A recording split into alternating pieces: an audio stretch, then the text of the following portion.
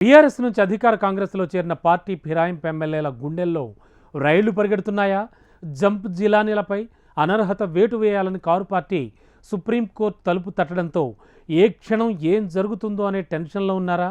ఇంతకు పార్టీ ఫిరాయింపులపై గత న్యాయస్థానం తీర్పులు ఎలా ఉన్నాయి? హస్తంతో స్నేహం చేస్తున్న ఎమ్మెల్యేలకు వ్యతిరేకంగా తీర్పు వస్తే నెక్స్ట్ జరిగే పరిణామాలు ఎలా ఉండబోతున్నాయి? తెలంగాణలో 10 స్థానాలకు ఉప ఎన్నిక తప్పదా? Was the story. తెలంగాణలో ఆ 10 మంది ఎమ్మెల్యేల పోస్టు ఊస్టింగేనా? బైపోల్ తప్పదంటున్న గులాబీ పార్టీ. ఫిరాయింపు ఎమ్మెల్యేలపై అనర్హత వేటు కోసం ఫైట్. హైకోర్టులో చుక్కెదురుతో సుప్రీం గడప తొక్కిన బీఆర్ఎస్.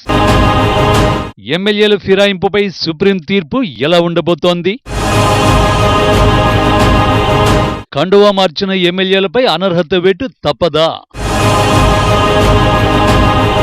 ఫిరాయింపు రాజకీయాలు తెలంగాణ గడ్డపై ఎప్పుడూ హాట్ టాపిక్ అంశమే. ప్రభుత్వాలు మారినప్పుడల్లా ప్రజల తీర్పునకు వ్యతిరేకంగా ఫిరాయింపు చట్టాన్ని ఉల్లంఘిస్తూ పలువురు ఎమ్మెల్యేలు కండువాలు మార్చడం 10 ఏళ్లుగా రాష్ట్ర రాజకీయాలను కుదిపేస్తూనే ఉంది. ప్రతిపక్షంలో ఉన్నప్పుడు ఫిరాయింపుల్ని వ్యతిరేకించే పార్టీ అధికారంలోకి వచ్చాక అదే జంపు జిలానీలను ప్రోత్సహించడం ఒక రకమైతే, గతంలో అధికారంలో ఉన్నప్పుడు ఫిరాయింపు ఎమ్మెల్యేలను గంపగుత్తగా చేర్చుకున్న పార్టీ ఇప్పుడు ప్రతిపక్షంలోకి వచ్చాక ఫిరాయింపు రాజకీయాలను తప్పుపట్టడం మరో రకం. అప్పుడు వారికి రైట్ అయింది, ఇప్పుడు రాంగ్ అవుతుంది.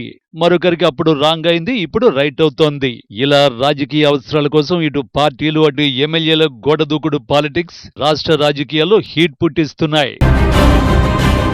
2023 అసెంబ్లీ ఎన్నికల్లో కాంగ్రెస్ పార్టీ అధికారంలోకి రాగానే 10 మంది బీఆర్ఎస్ ఎమ్మెల్యేలు ఎమ్మెల్సీలు చేయి గుర్తు పార్టీలో జాయిన్ అయ్యారు. ప్రతిపక్షంలో ఉన్నప్పుడు ఫిరాయింపుల్ని వ్యతిరేకించిన కాంగ్రెస్ పార్టీ అధికారంలోకి రాగానే అదే చేరికలకు తెరతీసింది.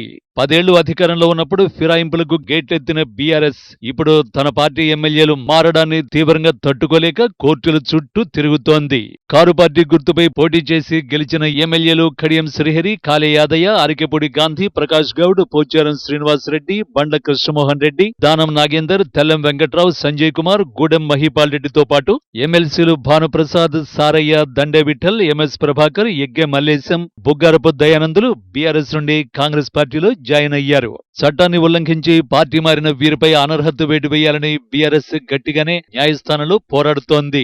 ఫిరాయింపు అంశాన్ని తొలుత స్పీకర్ దృష్టికి తీసుకువెళ్లిన కారు పార్టీ ఆ తర్వాత హైకోర్టును ఆశ్రయించింది.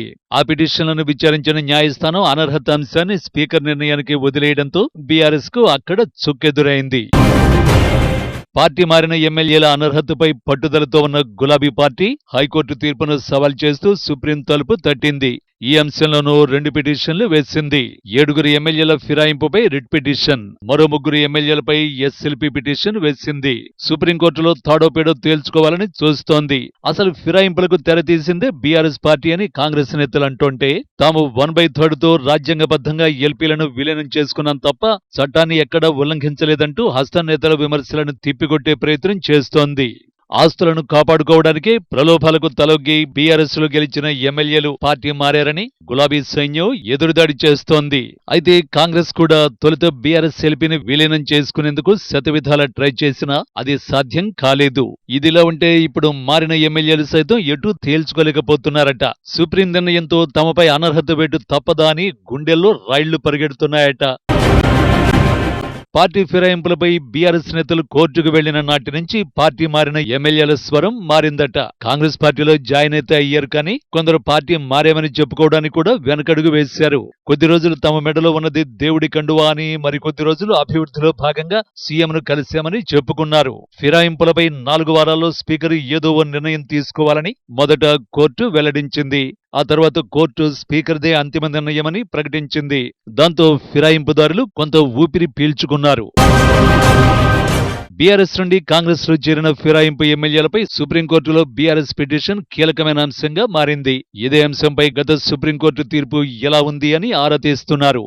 కేసీఎం మేఘా చంద్రసింగ్ కేసు తీర్పు ప్రకారం స్పీకర్ 3 నెలల్లో అనర్హత ఫిర్యాదులపై తీర్పు ఇవ్వాలని స్పష్టం చేసింది. అయితే తెలంగాణ ఎమ్మెల్యేల అంశం కూడా అదే తీర్పుకు లోబడి ఉండాలని చెబుతుందా లేక స్పీకర్ నిర్ణయానికి వదిలేస్తుందా అనేది ఉత్కంఠ రేపుతోంది. ఏది ఏమైనా సుప్రీంకోర్టులో ఎలాంటి తీర్పు వెల్లడవుతుందంటూ టెన్షన్ పడుతున్నారు ఫిరాయింపుదారులు. అనర్హత వేటు పడితే ఫిరాయింపు ఎమ్మెల్యేలు తమ స్థానాన్ని కోల్పోయే అవకాశాలు ఉన్నాయి. తెలంగాణలో 10 అసెంబ్లీ నియోజకవర్గాలకు ఉప ఎన్నిక తప్పనట్టే. దీంతో సుప్రీంకోర్టు నిర్ణయం ఇప్పుడు వాళ్ళ భవితవ్యం తేల్చనుంది. అందుకేనేమో ఫిరాయింపు ఎమ్మెల్యేలు మొదట్లో ఉన్నంత ధైర్యంగా ఉండడం లేదనే చర్చ గాంధీభవన్లో నడుస్తోంది. పటాన్చెరు ఎమ్మెల్యే గూడెం మహీపాల్ రెడ్డి పార్టీ ఫిరాయించిన తన ఎమ్మెల్యే క్యాంపు కార్యాలయంలో మాత్రం కేసీఆర్ చిత్రపటం ఉంచుకున్నారన్న చర్చ నడుస్తోంది.